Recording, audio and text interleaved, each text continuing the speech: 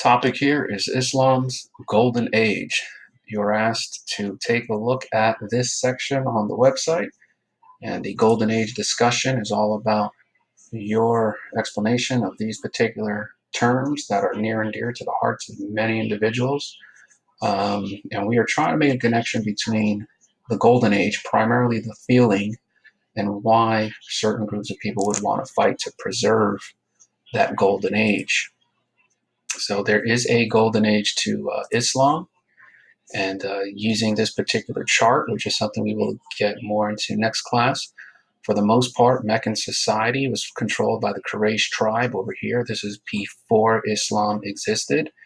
And the Quraysh tribe gets its power by the storing of religious idols in the Kaaba. Eventually, the Prophet Muhammad starts to challenge in the third box the corruption by the Quraysh tribe. Keep in mind, Islam does not exist, so this guy is somebody challenging their power. And he is forced to go to Medina. And as he is in Medina, he starts to gain more followers, and he returns back to Mecca and fights the Quraysh tribe. He is victorious, and the Prophet Muhammad takes all of the religious artifacts in the Kaaba, destroys them, and that starts the birth of Islam. And the problem is really on Muhammad's death. What happens at that particular point? And you start to see who's going to take the Prophet Muhammad's power, and depending on who you think should replace him, makes starts the shift between Shia and Sunni.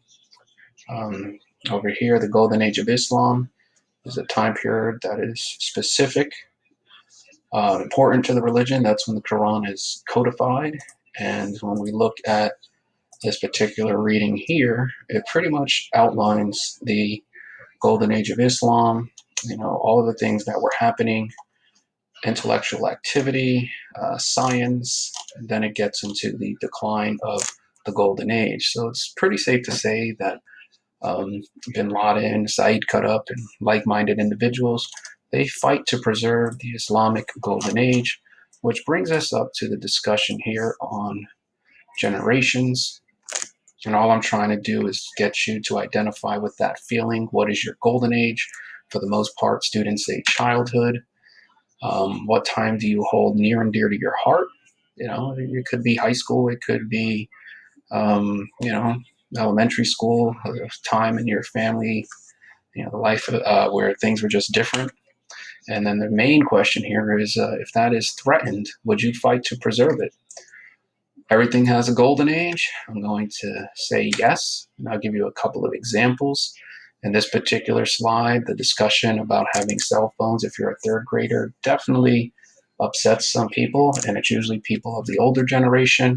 Why? Because people of the older generation are probably very critical of the upcoming generation, primarily because they see the upcoming generation as a threat. So you will see Gen X probably not too fond of boomers, and Gen Y, the millennial generation, probably have issues. They have issues primarily with boomers, and so on.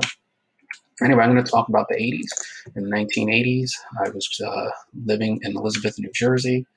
Every town had a video store, and you would go to the video store, and that was just the thing to do. There was one about a block and a half away. I was a big fan of horror films, and I can remember a time when horror films were about somebody pretty much going insane and getting a weapon and just killing people. And then some horror films have changed where they're now more suspenseful and they really don't get into the gore. And even within horror films, some people might say horror films of today don't compare to the ones of the past. Again, it's all about perception, and maybe the horror films of today will start the new golden age. On the hour, MTV, every hour. No YouTube, no ability to record unless you had a VCR. But MTV played the Michael Jackson Thriller on the hour, every hour. And that was definitely something you wanted to check out. Maybe you watched The Breakfast Club and you knew that every Saturday morning you were going to watch your cartoons. I was a big fan of Transformers. And, removal of any of these components definitely would be something that would upset me, make me sad. This is an image of the South Bronx in the 1970s. And in the 1970s, there is a lot of poverty in the South Bronx. And eventually, you start to see the evolution of hip hop. Um, and this right here is another thing. I'm a big hip hop fan, and I don't get current rap music like Gucci Gang, which just pretty much says Gucci Gang, Gucci Gang, Gucci Gang, and Gucci Gang. Oh, guess what? Gucci Gang. And so, in my opinion, they have destroyed the purity of rap music, hip hop culture, and they have just destroyed it. And that definitely is problematic. And I'm not even going to talk about Takashi 69. 1520 is the birthplace of hip hop. That was when the first party was taking place, and the DJ was the main focus of this party, spinning the music and playing the break part where the drum solo just kind of keep looping that in what became known as the merry-go-round. You might be thinking, well, why is that so important to him? And I am a huge hip hop fan, and at one point in my life, I did breakdance.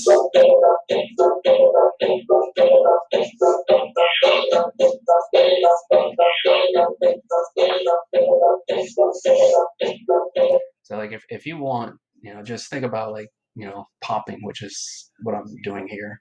Try to do that.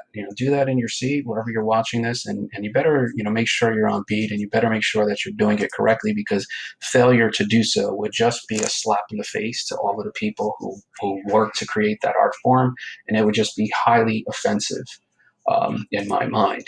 Anyway, I don't know how you did with that. Scrambled cable, anything that was of a sexual nature was scrambled. And, this is an old cable box, and you eventually learn that you can hit a combination of these numbers and you can unscramble this. Why is that important? Well, it's important because you think about how access to certain items today that are of the sexual nature could definitely alter the minds of somebody young. Why does that matter? Well, let's take religion. People, religious individuals who want to, not, raise their child in a environment that addresses sexuality. That information is out there, and so that access to information could be something that just changes individuals. And religion is all about trying to stay pure to the religion.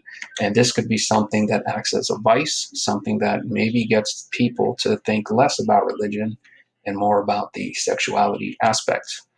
1980s, we were playing Dungeons and Dragons, and this was a way to kind of, be, to display your creativity. If you've never don't know what Dungeons and Dragons is about, you create a world, you play a game with your created characters, and the DM, the dungeon master, kind of creates this world, and it's all happening in your mind. And nowadays, you can probably just play a damn video game.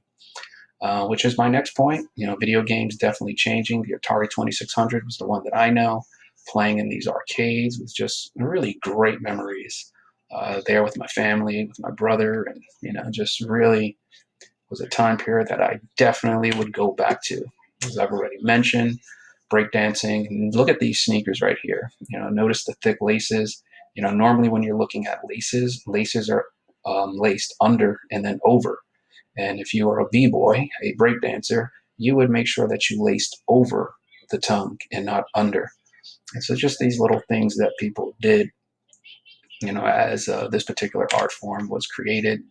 What about research? If this was the 1980s, 1990s even, maybe you would find articles on this microfiche, and you would probably spend about 90 minutes for what you can do a Google search and access in about a minute or two. So definitely, maybe people are jealous just because there's a feeling that your generation has it easier. What about the difference between Blockbuster and Netflix? Is there a difference between, going to a video store, renting and watching that with your family, and maybe there's just too much on Netflix where it's like you spend an hour just looking for something, you never find anything?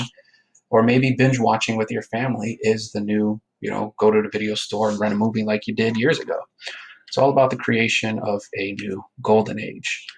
And that's kind of what this is about. Even something as simple as comic books, the golden age of comic books. Now, when you're looking at the 1930s, and there's the golden age, the silver age, the bronze age of comics. Look at this particular passage here. See what you can make out of this and its connection to the golden age. I probably will use this on an assessment.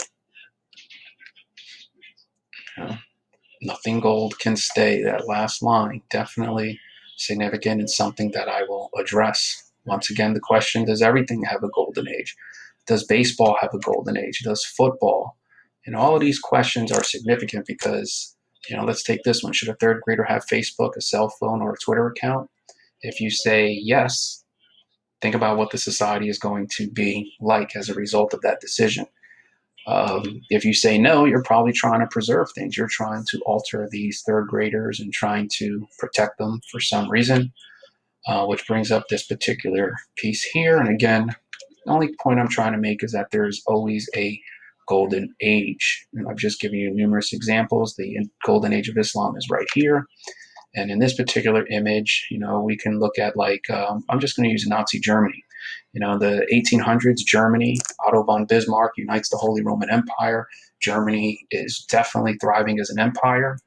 World War I, you see the decline of the empire, which was caused by the Treaty of Versailles that took away Germany's colonies and everything that made Germany an empire. And the Nazis ran, arguing, vote Nazi, and we will preserve the empire. It's no different if you can understand this image from some of the things that Bin Laden, Said Qutb, and other individuals would believe with regard to Islam. They're trying to return back to an Islamic golden age where religion is the end all be all for their society. That's what they're trying to create. So think in this slide here about anything. Is there a golden age of, I don't know, cheerleading? Is there a golden age of boxing? Is there a golden age of food? What golden age can you identify? What's in the peak? What could cause a decline? And what groups have fought to preserve that particular thing? Here I'm using the term empire for that one. This is a section going back to the 9/11 Commission report right here. And again, this is the reading that talks about the golden age of Islam, which is in the 9/11 Commission report on this particular page here. I guess it's page 49, the Islamic golden age, where it talks about, some of those things that were mentioned before. Anyway, that's it.